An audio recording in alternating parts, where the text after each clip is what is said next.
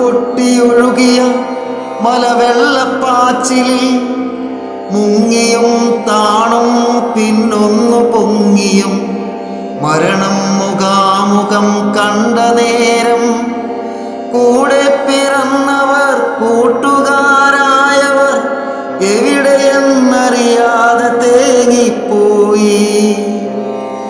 ചോരനീരാക്കി സ്വരൂപിച്ചതൊക്കെയും മഹാപ്രളയത്തിൽ ഒലിച്ചുപോയി. ഉടുതുണി മാത്രമായി ക്യാമ്പിലേക്കെത്തിയ മനുജന്റെ നെഞ്ചകം നീറി നിന്നു.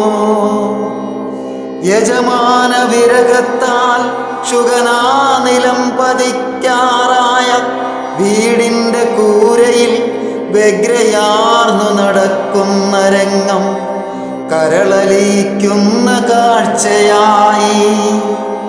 ജാതിമതഭേദങ്ങളൊന്നും ഇല്ലാതെ സംഘമായി വന്നവർ പ്രാണനു വേണ്ടി പിടയുന്ന, ഇതുവരെ അറിയാത്ത ഇതുവരെ കാണാത്ത സോദർക്കായി തിരച്ചിലായി.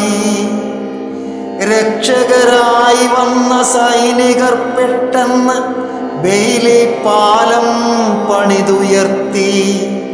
ജീവനു വേണ്ടി പിടയുന്ന മക്കളെ രക്ഷിക്കുവാനായി വഴിയൊരുക്കി.